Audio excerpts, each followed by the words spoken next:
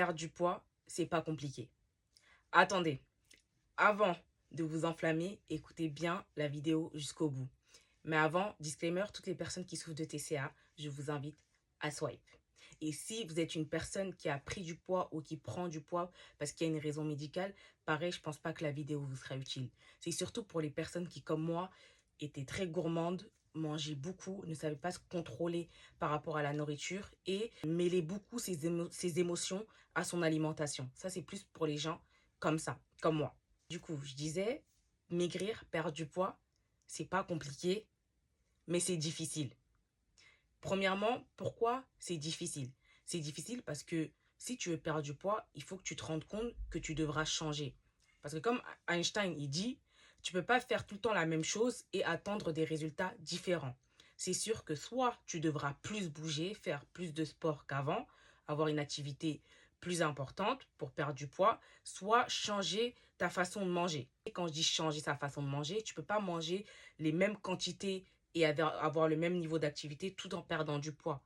Si quelqu'un arrive à faire ça, qu'il me le dise. Oui, perdre du poids, c'est difficile parce qu'il faut changer ses habitudes, changer ses comportements. Il faut de la volonté. La volonté, ça, c'est la base. C'est le premier truc, c'est la volonté. Il faut avoir la volonté de changer ses habitudes, de se dire qu'on pourra plus se comporter comme avant pour avoir les résultats qu'on veut. Il faudra de la discipline, il faudra de la patience parce qu'encore une fois, une perte de poids durable et saine, ça peut prendre du temps. Maintenant, venons-en au point qui m'intéresse. Pourquoi je vous dis, certes, c'est difficile de perdre du poids, mais c'est pas compliqué. Parce que honnêtement, de vous à moi, vous savez déjà ce qu'il faut faire pour perdre du poids. Moi, pendant des années, je savais déjà ce que je devais faire, mais j'étais flemmarde. Je me cachais derrière des excuses bidons pour ne pas mettre en place les actions qu'on connaît tous. Il n'y a rien de miraculeux là-dessus. Pour perdre du poids, il n'y a pas 36 000 solutions. Bouger plus.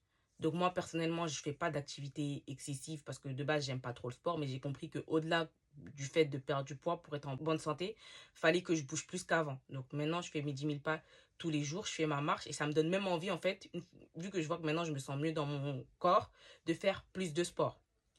Aspect alimentation, dans le départ, tu sais que tu dois être en déficit calorique. À part si tu décides de ne pas changer tes quantités, faire beaucoup plus de sport pour compenser ce que tu manges. Mais moi, comme je vous l'ai dit, je ne veux pas être dans la souffrance, je veux changer mon mode de vie en fait, je veux faire un truc qui va durer sur le long terme. Je préfère réguler mon alimentation, donc être en déficit dans un premier temps, coupler ça avec mes 10 000 pas par jour pour perdre du poids. Après, quand j'aurai atteint mes objectifs, je sais que au niveau des calories, je reviendrai à mon niveau de maintenance. Mais ça, en fait, c'est